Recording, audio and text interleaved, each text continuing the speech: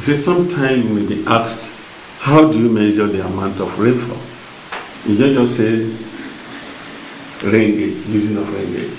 And yes, you are correct, rain gauge is the instrument. But you have to explain how it is done.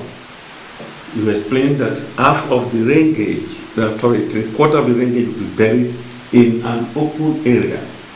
And that after the rainfall, the amount of rainwater collected will be measured in a cylinder. And that gives you how many millimeters of rain fall for that particular period. Then for temperature, you use thermometer. The thermometer must be hung under shade, and the reader will go there and read it at interval. You can find the average temperature for the day using that data collected. For humidity, you use wet and dry bulb thermometer or hygrometer.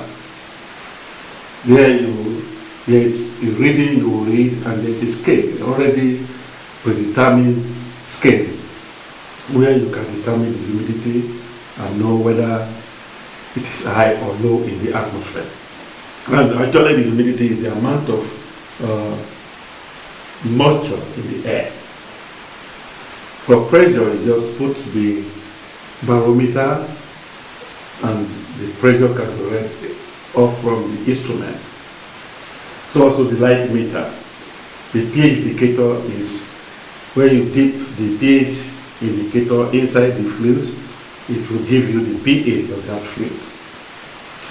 pH is measured in the soil, or soil contained solution. The density is mass over volume. So there is this instrument called hygrometer. You drop it in the fluid and you'll be able to see, read it off from the stand. Wind direction, you will read the wind vane with 4 cardinal points pointed and a blade. And the blade points to where the wind is flowing, is blowing into. And from there, you can tell where the wind is coming from and where it's going.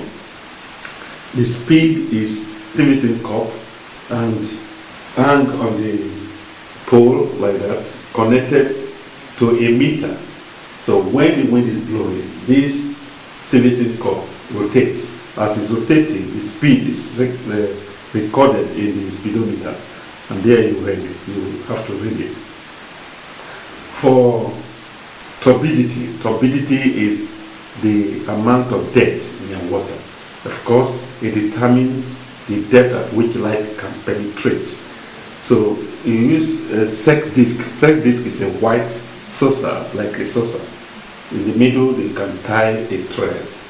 So you go to the water and lower this disc into the water. As it's going down, you will see the disc until it will disappear. Once it disappears, it means light is not in that point again. You cannot measure the depth at which light goes.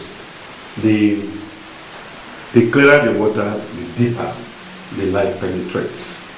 And of course, for current, you drop a floater and time it and into a particular distance and can determine the speed of the current.